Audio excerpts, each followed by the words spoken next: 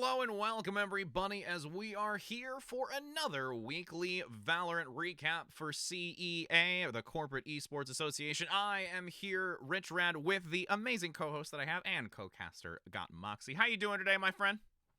Pretty cold, in Scotland we have extreme weather, and as you can see, it's already sweater weather for me. I'm not there yet. I've got like a nice flannel on to at least make me feel a little bit more cozy, but yeah, I'm not there where I'm gonna need a flannel. Big poofy sweater of any sort just yet. But here in This Illinois, isn't a we're gonna get the poofy snow soon. sweater. Well, it's okay. I'm gonna say the You're wrong gonna see, terminology. as the weeks go by, the sweaters are just gonna get poofier and poofier and poofier until, on the final week, I'm just gonna have 5 layers of sweaters. It's okay. You'll just be a big, like the Oompa Loompa, like when she had the blueberry Yeah! and she just turned, like, it's just gonna be all fabric. It's just gonna be big, poofy fabric. That's And what's then gonna to happen. exit, they'll have to, roll me off screen. What are you talking about? You'll just be like this and just roll out of screen. Like, oh my goodness. But yes, to those, whether it's warm or cold in your region or location, we've got a lot of amazing on fire moments from this last week that we just had. It was both Doors and Moxie that were able to cast this weekend. I was unavailable, but it was still an exciting one nonetheless. And we had some really interesting plays overall coming out from this weekend, didn't we, Moxie? Yeah, we got to see some really interesting compositions as well, Rich. Facebook ran with a Sage. We did remember when we talked to them in the interview last week, hear that they prefer to have their players on comfort picks at the moment rather than meta, and that was certainly the case in their matchup against Google. It didn't do them a lot of favors running with that Sage, and this is something that we're going to cover a little bit Mm. later on in more detail. Really box them into the certain playstyle, especially when you have that agent, you've got to start using that utility. But Google were just a lot better at knowing the agents that they were running with, and well, knowing the map, knowing where they wanted to play. In a big standout for both myself, Doran, I know you when you were going through the VODs, Mm-hmm. was someone that the captain actually pointed out to us, Howard. Yeah, I mean, Howard was doing a fantastic job. And, as you were talking about with the, overview and what we're going to be seeing, we've got a lot of segments coming up where we can kind of look and take a review of what had happened over the weekend. Some highlights here, not only for some good play, but also some pitfalls that both of these teams went through. So there's a lot in store, and just to really kind of dive into that. But first, again, for those that are tuning in, potentially this is the first time, if you are, a part of the teams looking to see these two interviews that we do have for today, going to support your fellow teammates or your fellow company that you're a part of. CEA is a corporate esports association with a fun modern twist where you're able to go into a virtual battlefield and compete against other corporations, such as we have, like I said, going into last weekend, which was Google and Facebook, and coming up this weekend, which is going to be Walmart and Intel, where you can fight towards that #1 spot to put money towards your charity, since you are looking to really give back to those organizations that truly need help most. And going into this, Moxie, like I said, we've got Walmart and we've got Intel. There's still, even though it was just the first week of Swiss, there's still a lot more ahead of us. Yeah, and I think as we progress further in this tournament, the matches are going to get closer and closer. That's something that happens when you start off on Swiss. There isn't a lot that separates these teams when it comes to rank divisions, and so we are seeing a couple of unfair placements where you do have those rough matchups. Where you'll be pitted up against a team that is a little bit ahead of you in terms of that rank. And in Valorant, it really does show, not in how you sort of understand the game, but in that mechanical fight. And that's another thing that we're going to be touching on a little bit further in depth, because we actually got a little bit of an interview with the captain after the game, and he had some insights to show on that one. Absolutely. And as we do take a look for both of these teams, again, they've got some great charities that they're, really pushing towards. It's going to be Walmart. Again, save money, don't peak, which is still a great, I'm going to have to ask where they're getting it from. I feel like it's from their slogan. I feel like it's totally from the slogan, though, for Walmart. Again, when it comes to their slogan, it's save money, live better. So honestly, with I'm guaranteeing there's something related to that nature at least. But same thing with Intel. They've got Liger Take. And they're both going for some really, really great charities, Moxie. Yeah, Walmart going for the Arkansas Children's Care Network, which tries to improve the health of children across Arkansas by enabling high quality, cost effective, and coordinated care delivered close to home. And then Intel going for the Colon Cancer Coalition. And as everyone knows, cancer is something that we absolutely have to try and combat. So these guys, they focus on the patient and local communities, trying to provide outlets on all persons touched by the disease to share their stories, able to educate the public about the importance of collateral screening, and making the words colon collateral and colonoscopy a part of the everyday language. Really good aims coming out from both of these guys, and fingers crossed they'll go far in this competition. Absolutely, and we'll get to, like we said, touch base with both of those captains. But before we get into, speaking with them and getting, their back history and how they're involved in this and what they're looking to do going into this weekend, we've got those segments that we were talking about. And the first real big one that we want to, really look at was honestly what we heard from the captain, which is focusing on Howard. Howard was such an MVP play here, and there was a lot of value really gained from both the start of this match throughout. This Jet, you can see him. So he's in showers. He's going for the duel against the Phoenix. He doesn't actually get flashed. Not only is he able to take out one, he's also able to take out the Sage afterwards, and then picks up the Sova as well. Google did such a good job as well enabling the guy. You can actually see him just coming out of that Omen smoke in heaven. So even though he was coming out of showers and he should have been pressed on either side, both on that ground level and on that high ground, the Omen is there to make sure that he only has to worry about one of those, and then he's just able to even out those fights, take them 1 versus 1 rather than 3 versus 1 in that unfair engagement. Well, and the biggest thing too about this is the Jet play, like we said, really continued on through the day. Like you said, coming from this bathroom position, already finding 2 picks, and that's where we actually saw Facebook reside for a majority of the time. There was always a lot of resources put to that side, and you can see in this next clip that we've got Howard really exploiting that. Oh, this was nasty. He should not have been able to just walk casually, meander through that A shot. That is an oversight on Facebook's side. Like, when you go for that sort of play, when you aggressively stack onto showers, you still have to keep an eye out for that other corridor. And as soon as Howard sees that opening, he's able to just get in. Even if there was one person towards him, he would try to win out that mechanical, and then you would have your dash, you would have all of that mobility, you could still challenge the others stacking up in showers. But he has the knowledge. No one's looking at him. He can just walk forward, doesn't need to use any utility, and that means he'll have it for when that round continues. And in Valorant, the longer you hold onto your utility, the more valuable it's going to be as that round progresses. And I want to just pause it because I mean, let's take a real big macro look at this. I mean, you've got all 3 from Facebook in bathrooms. Like, you're looking to try and get an early aggressive pick. You want to get that orb to generate towards your ultimate. But the fact is you're losing out because you have completely left this A short open. And you're going to now, again, it's earlier in the game, so you don't know consistency of this, but Howard constantly played this A side and really just crushed every time. And the other thing too is that you've got the Sage on this side. You have that wall capability that we never truly saw came out. Well, that was something that, like you said, we never really saw. But another thing that we constantly saw from Google was when Howard would press onto that A site, the entire rest of his team would be on B. Mm-hmm. Every single time, pretty much, that spike went anywhere on this map during the series, it was towards that B side. And Facebook just did not read it out. No. They weren't able to catch Howard. They weren't able to punish the Jet playing completely solo from the team half the time. But they still weren't able to consistently see where Google were wanting to hit the map. And it meant that they got boxed in. Mm-hmm. Howard would push in through A. He would shepherd every single member of Facebook either off that point, into showers, into a 1 versus 1, or towards defender's spawn, where they just weren't able to safely get that rotation going through because you either get cut off by the Jet, or you get cut off by the 4 other members of the team who've now been able to move their way through Hooker in some really sly tricks that I think we've actually got a couple of videos to highlight those as well, because that was the most terrifying thing about Google.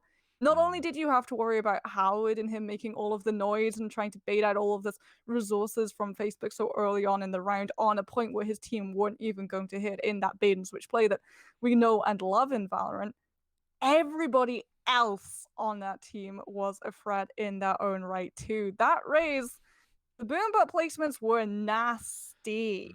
Yeah, we have got a couple really good clips of that. But before we hop a little bit more into, kind of more of that pro strat that's really helped allow that dominant nature inside of the hookah, there were some glimmers of hope, though. Like, there were moments where we really did see, Facebook start to hold their own. And it really came out, especially in these later matches, with Cheese really leading into this nice fight here. Yeah, lovely operator shot playing from that B back. Beautiful shot into Hooker. The Omen smoke comes in, but you've already lost your raise, and Cheese is still there. Mm-hmm. He's not rotating out, and that's something that we tend to see a lot of the time when that smoke comes through, when that sightline gets obscured, the operator player will actually relocate, and that's when the proper attack comes through. Because when that operator player is in the middle of a rotation, he's not set up, he doesn't have a crossfire there to just immediately line up with your head. He is at his most weak and at his least threatening. And Mm-hmm. that was something that Google didn't really try and press, but even if they had, you would still be there. She's with that recon, knowing full well the presence that was in Hooker. Well, but there's this huge trust factor, and I could sense it in the cast and also just in this moment. The synergy between the last two members here from Facebook really allowed them to take this and defuse this spike. Oh, this was beautiful play. This was wonderful. So Cheese sticks around with the operator, doesn't go for the swap, knows that Pickle wants to go for that bait diffuse. He's got to go for the diffuse. He tries to bait out the Cypher. And Pickle has the insane amount of trust that Cheese from behind is going to be able to hit that one shot onto the Cypher and immediately win them that point. And it works out so well because if you're that Cypher, right, what do you do? There's a Phoenix wall in front of you. The diffuse is going on through. If you don't contest it, you've lost the round. If you contest it, you're walking into an operator. It's so I'm just mesmerized by it because it's like you see Pickle like cover me, cover me, cover me, cover me, cover me. That whole moment there, guaranteeing that they're gonna be able to get it. So again, it's like it's really, really great, at least things to highlight, because even though one of the biggest challenges, and we've talked about it ourselves, is feeling that, Facebook wasn't able to really adapt in the moment and learn from their opponent, whereas Google was able to really grasp that. They were able to find the weaknesses and exploit them from Facebook and really carry that on match over match. But these highlights and glimmers of opportunity for that team from Facebook can really start carrying over into the remaining portion of the Swiss, which hopefully, if they're looking at the VOD, they're looking at this kind of review, getting our feedback from it as well, is something that they can carry forward. Because again, they're a team looking to just have a lot of fun, but at the same time, they're still wanting to be able to give back to their charities of choice. But to touch really quick onto that, Raise, the pro play was something that we are going to look to see here. Actually, correction, there we go, we've got this. Last one. We just did that one. I swear I know what I'm doing. So this is the Raise play that we were talking about, where this This Boombot is just the gave Serpentine. so much Watch to the the team. Serpentine. Watch the Serpentine. The Boombot goes in. And then it immediately bounces off the wall and goes to the left corner. And that's huge because that tends to be where people are waiting to ambush you in Hooker. So a lot of the time, if you want to actually check that angle properly, you've got to risk an actual health bar. And then you have to have someone immediately behind you to go for the trade. And that was something as well that we saw. Amon was right behind Ampergoose. So if that Boombot had found something, if the Rays had then gone for the engage, if you go down, you've still got the Sova immediately there to try and turn that loss into a trade. Yeah, I'm going to clip back to that too, because you can see it. You can see how it'll ricochet one to the other and then give that full vision to that left corner, which is so great, because then if it needs to bounce off, you can still actually have it ricochet to where it's now going to potentially lead into that box corner. And that box corner can also be something where you can sometimes be outmaneuvered or have somebody hidden behind where they can find a great pick. And just that usage of this is so great. And that's what was really favored here so much by Google, able to always put a stack of individuals over to that. And that's kind of what this last overview is. We get to see, this is literally the play through start to finish, always focus on B here. And there was no way that Facebook, if they were losing one or two, could ever really recover. And Facebook couldn't really full stack their defense onto B either, because you've still got Howard poking and pressuring on that A side on the entire other half of the map. And so if things start going, a little bit on the wayside here, then the potential is it's a bait play. And Facebook don't know. They've got to keep their cards super close to their chest. You can already see the rotation is going to come in, but it's too late. They're all coming in from the same angle. They're all traversing their way from the A side to the B side. And Rich, look, that Sage Roll has already been invested. Mm-hmm. Howard has done his job. He's made enough noise. He's baited out that massive, important, one of the most important utilities, at least when Sage was meta, in the game. That wall has gone. And that means Google now have so much more control of this space. If Facebook want to properly get onto this point, they're going to have to use so much utility, a lot of it smoke, and that doesn't stop bullets. And Google even has the Hunter's Fury. You can see them pulling it out just now, making sure that Facebook just do not have a chance to come back into this fight. And you can take a look at this overhead too. There are so many angles. You've got the Omen play to watch towards that elbow if somebody takes that flank. Because the smoke, again, you're really just essentially trying to buy time to make sure that you secure the spike onto this. But then you still have 3 residing in the central location. You have Howard rotating from hookah to still manage that high ground position. So at this point, even with the numbers advantage, it doesn't matter. Like, the fact is that you are holding more effective angles over Facebook, that even if they had, a really, really, like, high skill level, that's just so challenging to go into. And you're looking at Goose sitting here with the showstopper, which, I mean, we're going to be honest and see conclude this map and just really just force back anyone from this round. I mean, it's unbelievable to see how set up and stacked Google is, and I'm really curious to see how they're going to continue to press on through these weeks to come. Even holds the showstopper as well for a little bit. Gives Facebook just enough time to try to back out, and then boom, down goes the Sage. And even though the Sage had the ultimate, even though the resurrection was there, you don't have the wall.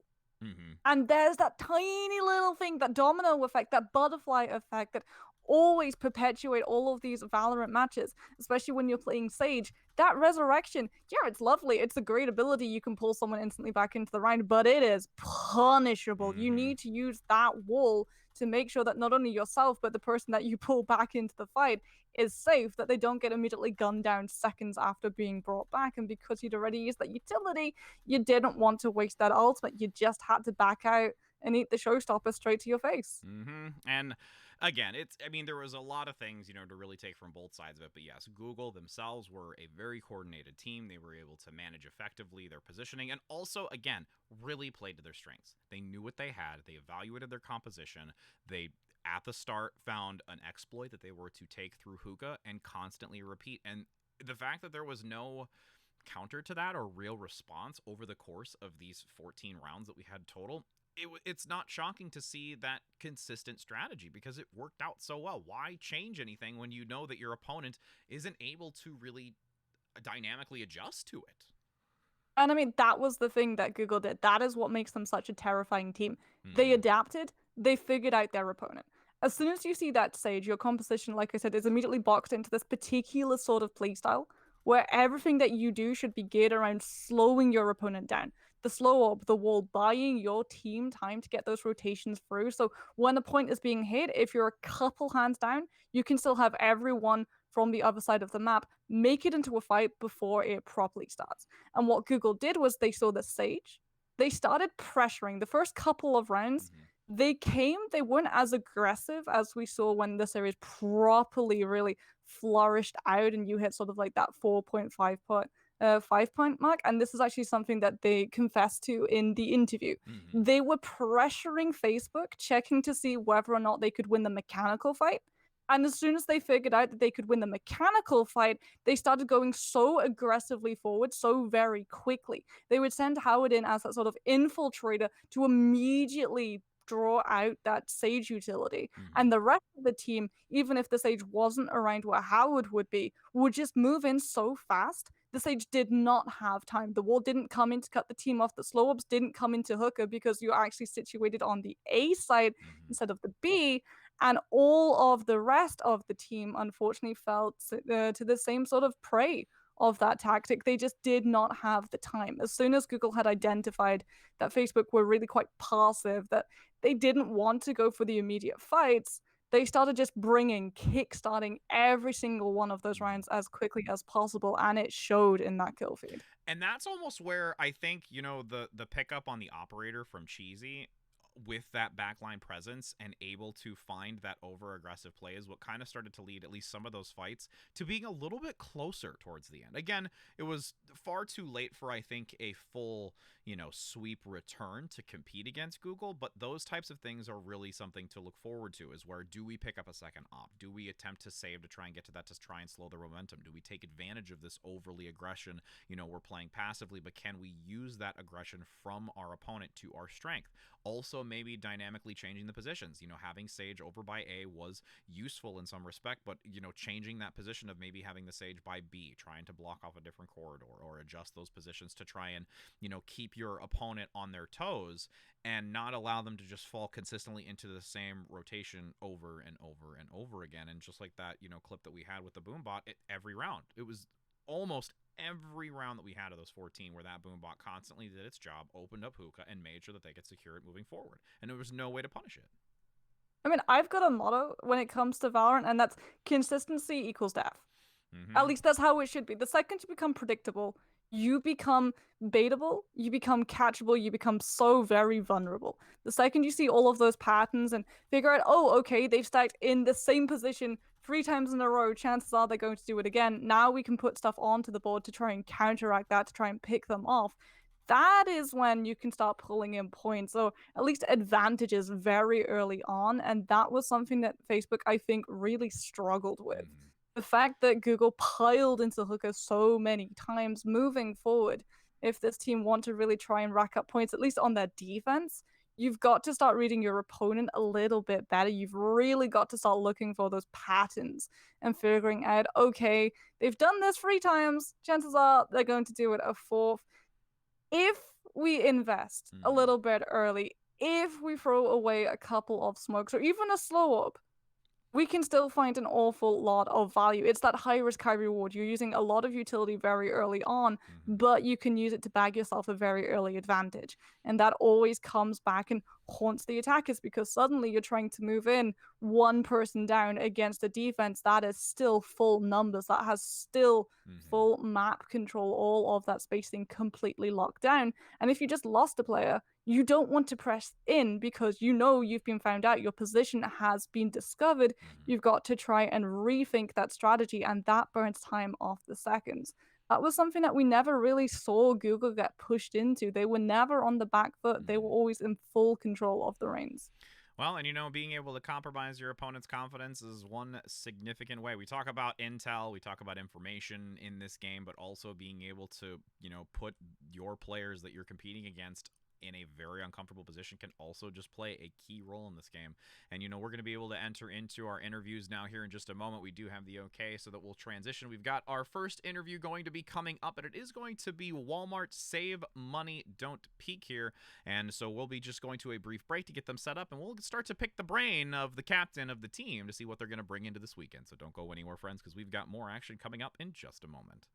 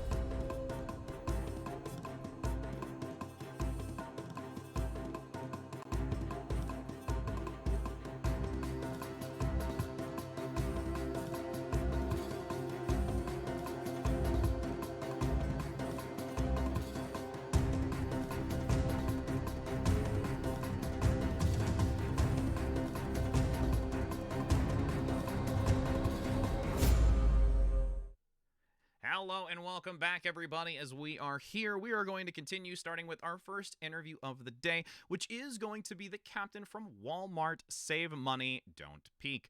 Poseidon, it is a pleasure to have you here. Thank you so very much. How you doing today, my friend? I'm doing pretty good. How are you doing, Rich? I'm doing very, very fantastic. Moxie and I are super excited to have you here just to kind of talk a little bit about yourself, the team, company, how you got involved, a ton of different things. And we're going to lead it off with, how did you get involved and take this role of being a captain for your team in Valorant? Yeah, so I've been a big fan of competitive shooters for pretty much since I was like 10. So it's Okay. been a long time. I'm 27 right now, so um, I More started than a out on decade. COD 4. Yeah, yeah, I started out on COD 4. That was well Halo, but I really got into COD 4 Pro Mod. And then I started playing CS:GO, Overwatch, Battalion, 1944, pretty much anything competitive in a shooter, I pretty much did. So when Riot said they were coming out with a competitive shooter, I was into it. I got into the early beta for it, so Oh, nice. I played that a lot. Um, so and then I saw that Corporate Esports was putting up a team, so um, there's a we have a channel at Walmart in Slack, and they just somebody had a forum going, so we started chatting. And pretty much how the team got made. I took the captain role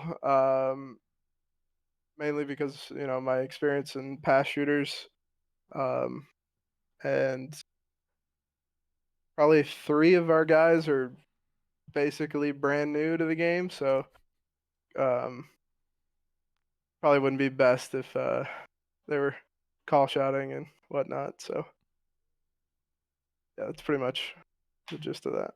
Okay.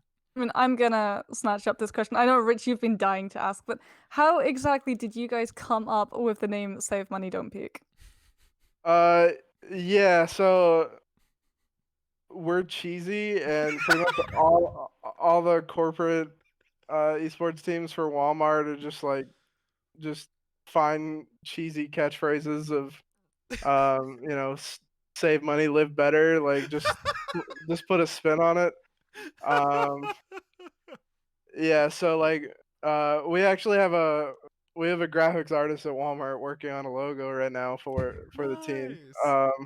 That's just like this we're hoping to get like a permission to use like a Sova chibi like peeking around like a Valorant like a crate in Valorant.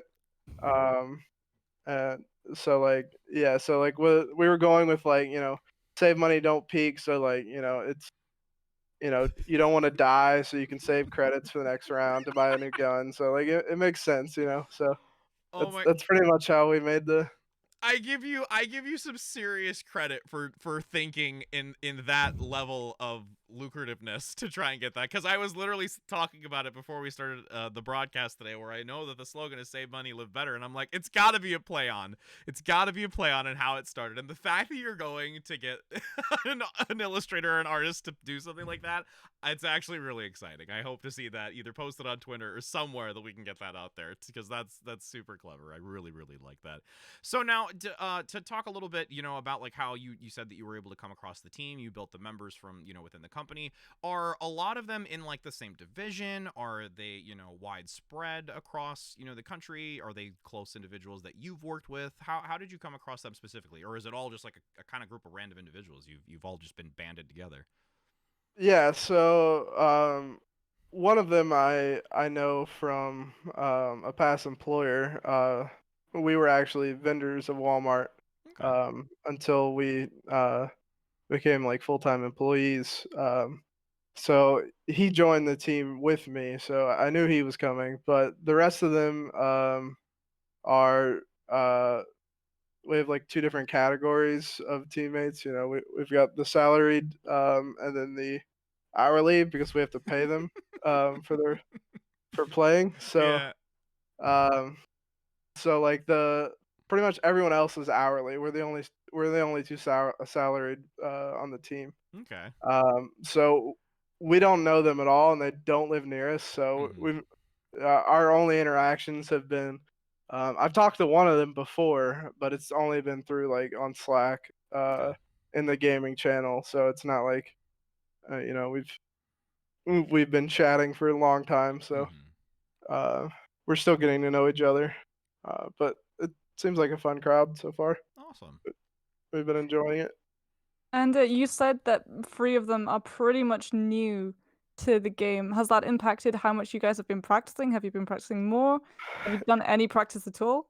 Yeah, we've tried to practice, and it's so like they're also new to FPSs from what it Oh, so not seems. only just the game itself, but Um, FPSs as well. Okay. yeah, so like I'm not sure like how new they are, because I haven't, like it's it's kind of like a middle ground of like I don't want to ask, but like like they're when you look at the ground and then you go to look up and then you're looking at the sky, like uh clearly either your sense is too high or you're just not great with a mouse. Like so I don't it's things like that. It's like, well, I mean, you probably knew.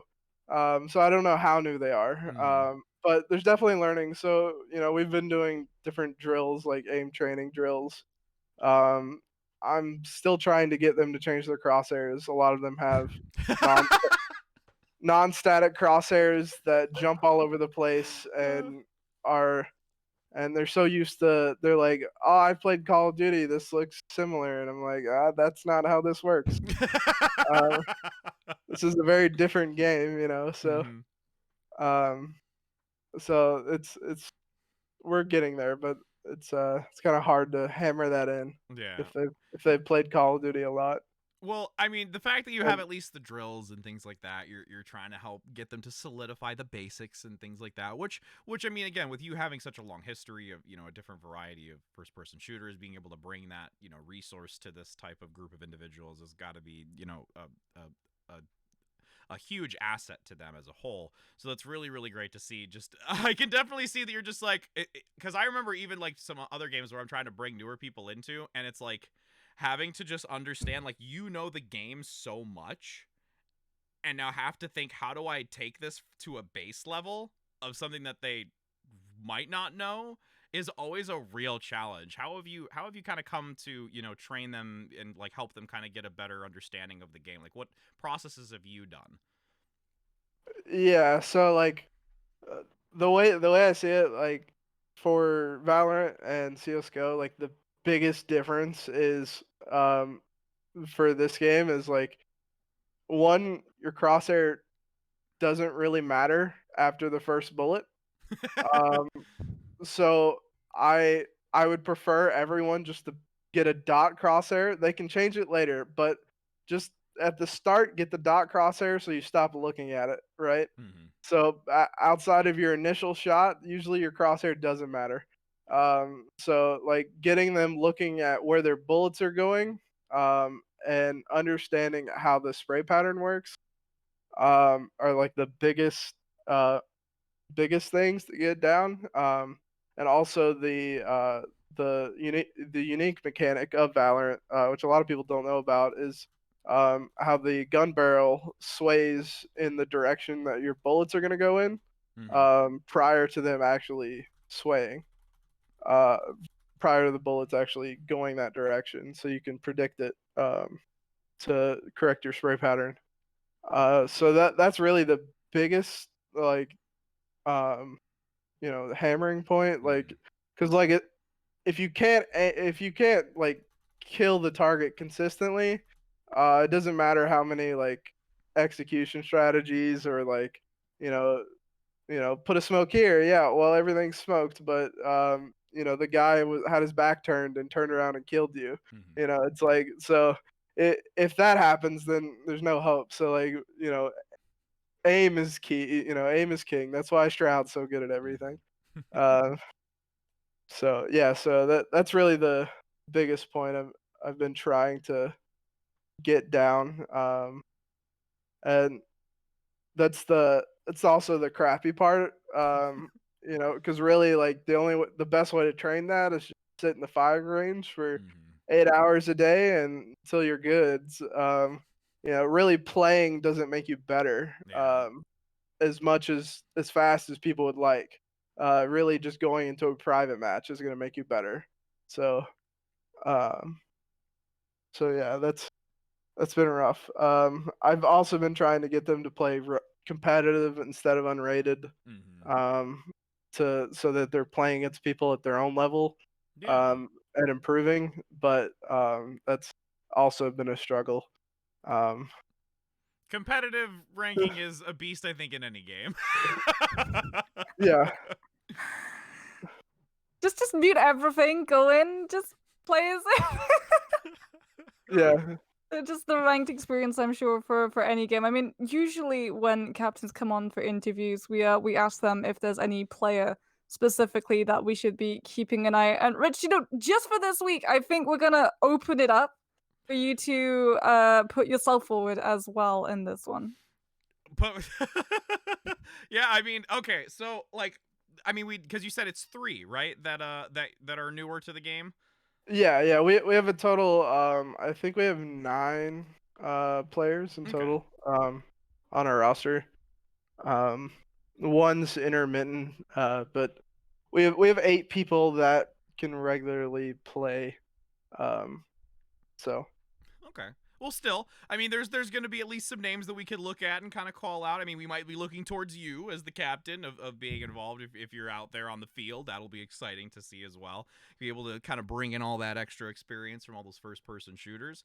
I mean, now, like, moving into this and kind of, you know, going forward and with this recent patch notes, we haven't seen any in, like, let's say, like, the last, you know, week, but there have still been some significant ones that have come through. What is your, like, agent focus?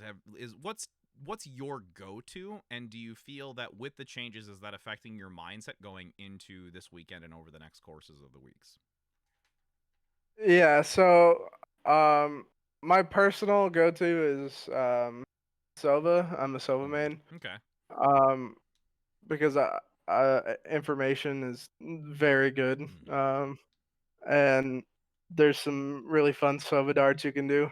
I was also a Hanzo main in Overwatch, so I just like both Ah! characters to be honest.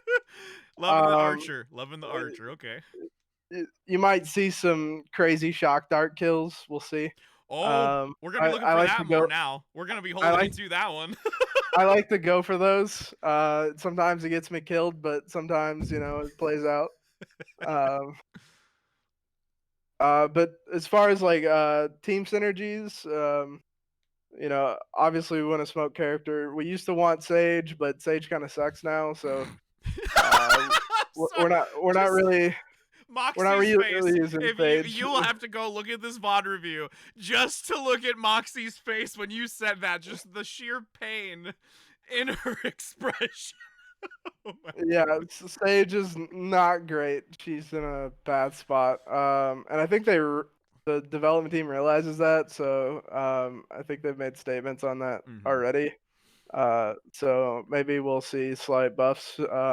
They just wanted her to not be played in every game, and they accomplished that. 'Cause I don't think she'd be played like on any team right now, competitive like the competitive scene. So Unless it's a comfort pick that you live and die by.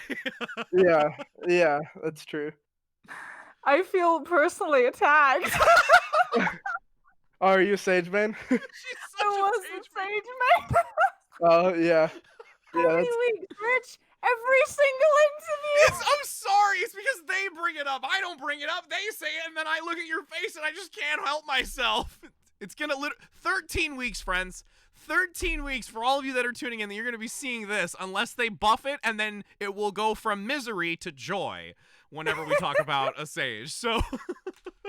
And at the end, we can just do a montage of every single time someone mentions Sage, and I'm like, you can just see the heartbreak in the rain slowly pouring down the monitor. Oh my goodness. Well, I mean, again, we're looking forward to seeing some Sova play. and from you and what the team has to develop. Again, I know that you said you've got a lot of newer individuals, so there's that learning curve. But again, this is over the course of several weeks. There's a lot of growth to be had, and a lot of just bonding amongst you and your fellow coworkers in your organization. So it's really, really exciting to see.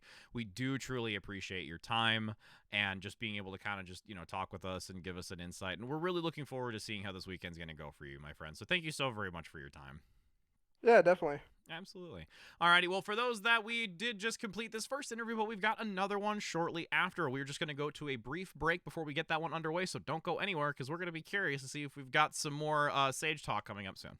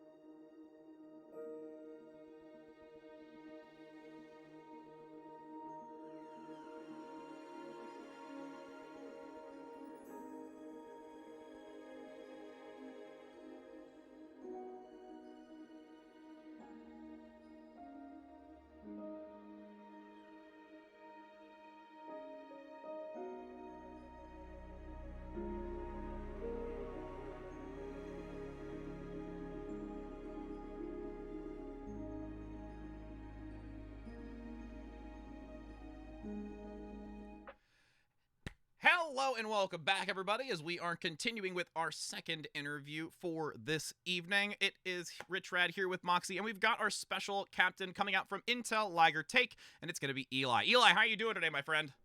I'm good. How are you, Rich? Doing fantastic. We are very, very grateful to have you here. I know we already had one interview prior against your competitor going into this weekend, and, we kind of had a little bit of a, knowledge of getting involved in Valorant. Same question to you as the captain. How did you get involved? How did you pick up this role?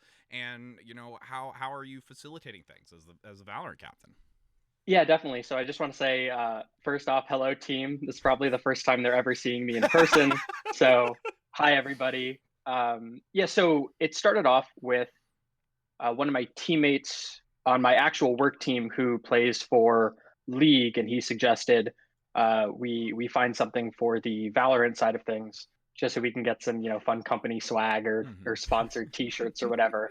So I found out that Intel had a gaming Discord, and I basically just pinged every single person who had put Valorant as one of their interests. And eventually someone was like, yo, I might have 3 people that I can grab from my office. And so I just made a Discord. I invited a bunch of people. And then after 2 weeks of dilly-dallying later, we finally signed up. And I think technically I'm the captain just because I'm the person who signed up, but I wouldn't consider myself an actual captain by any means. I just happen to be the person who clicked the Discord button. It's okay if they do get those swag T-shirts. You can just make sure you get the C on your chest. That's what you're going for, even though you let it. You're still gonna get the C. What I'm going for. Free Just Intel put a swag crown is on top always of it. worth it. Well, I mean, we tend to see captains coming in with a lot of experience in FPSs prior to coming into Valorant. Does the same apply to you?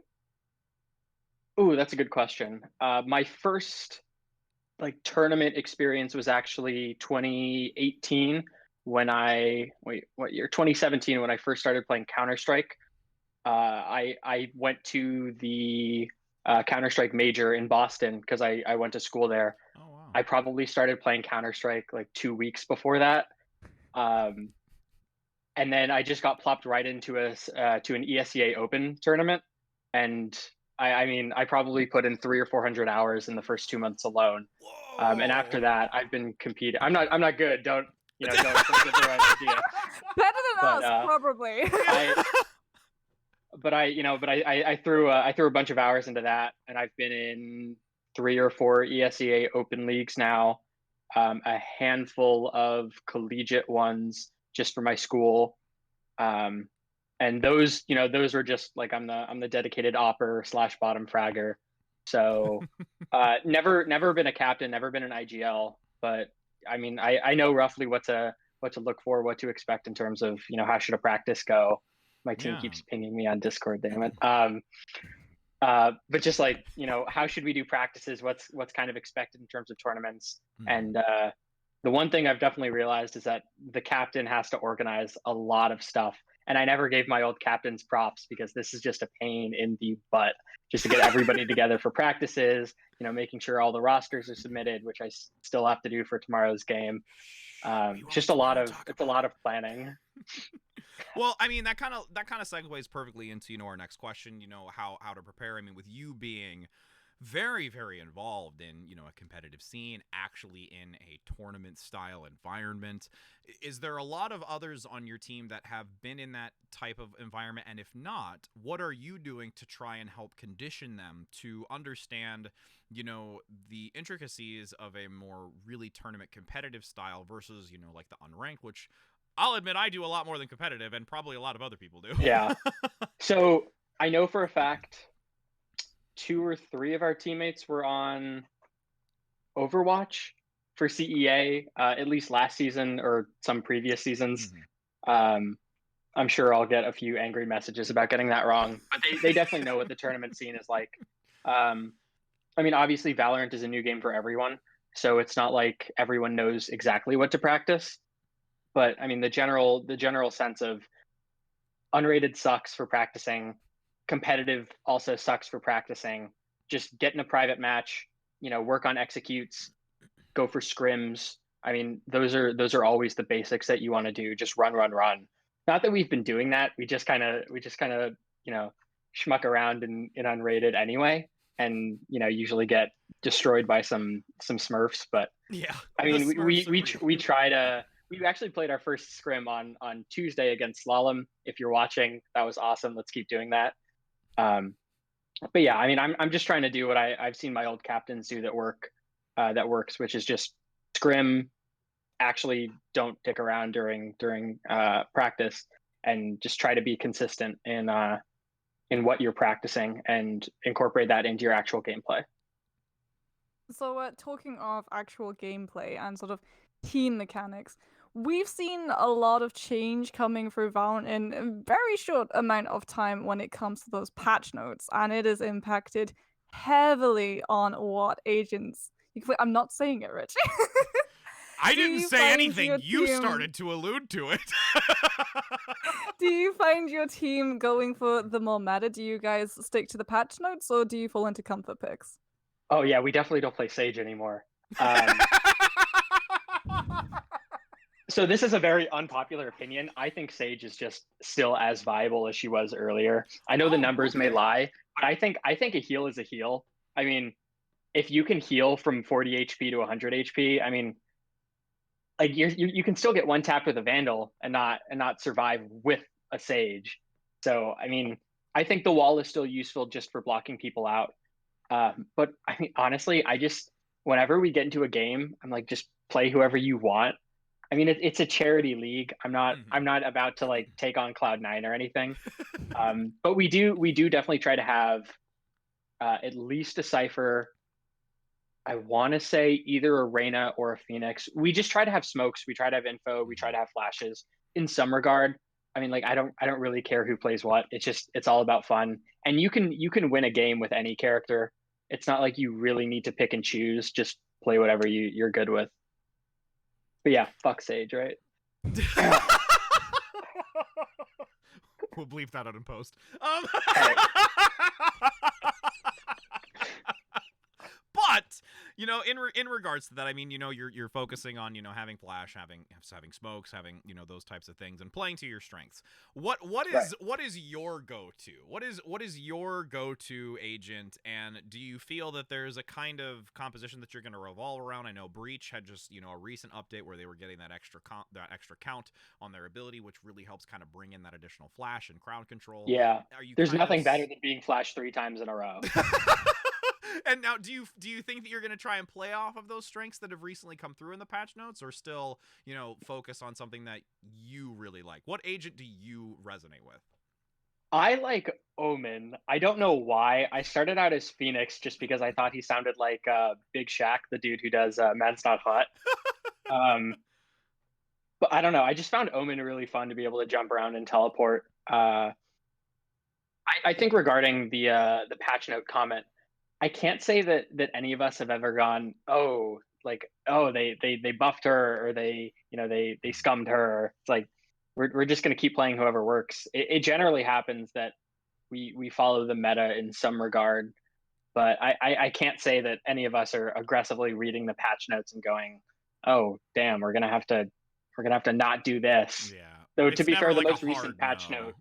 Yeah, the most recent patch note was just like a Guardian buff or whatever. And last time I used the Guardian, I missed every single shot while I was running, which I didn't even know was a thing. So.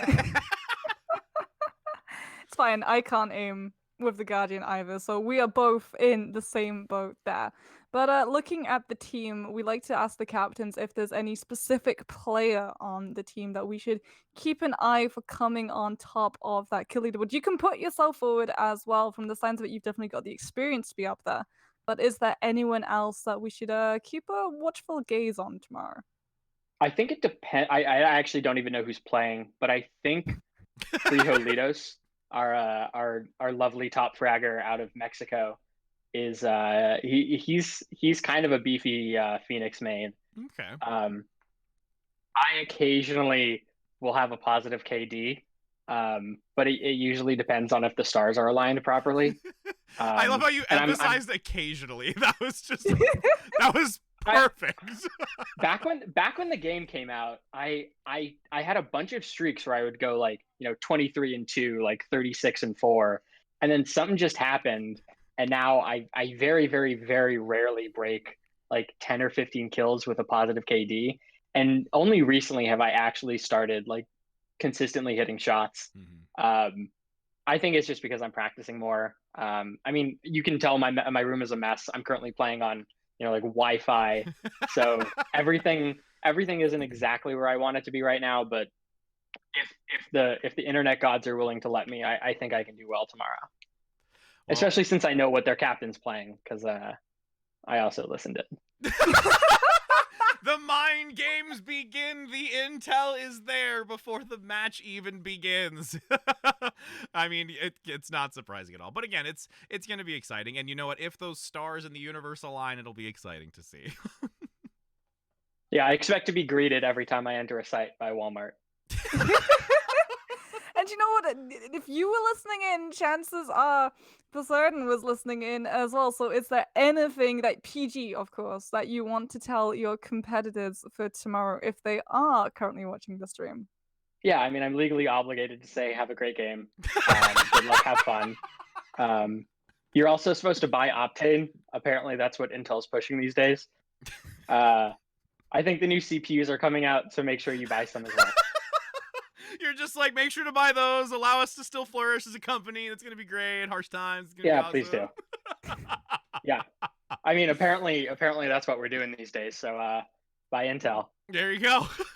It's gonna get that nice plug right in there. I mean, can't go without it. But I mean, we do greatly appreciate your time, my friend. We have enjoyed every moment of it. We're really looking forward to seeing how everything turns out tomorrow, if the stars align or if they're a little bit of a U-turn or whatever you're gonna see. But it'll be like the Big Dipper with a large curve in it. But it's gonna be awesome. We're really excited. Thank you so very much for your time, and we do hope you have a wonderful rest of your evening, my friend. Yeah, thanks. My pleasure. Thanks for having me. Yeah, of course. And for those of you that are tuning in, it has been an absolute pleasure having you here today. We did another third week here of our competitive recap for Valorant for CEA. It's always a joy to be able to get these individuals on this channel so that we can talk a little bit more about their story. And Moxie, it's been a fun day. It's been a fun day, excluding the Sage talk. I knew it was coming. I knew it was coming. But this is the one constant, right? This is the one thing that just holds. It's just overlapping threads every single week. Bully Moxie's picks. If there is a constant, why not have it be a comical one? I mean, come on.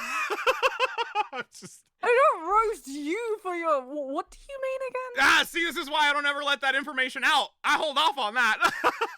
I'm a bad cipher. It's okay. Well, that's never going to fall out of favor. Thank you. I have already prepped myself to never be in the bad.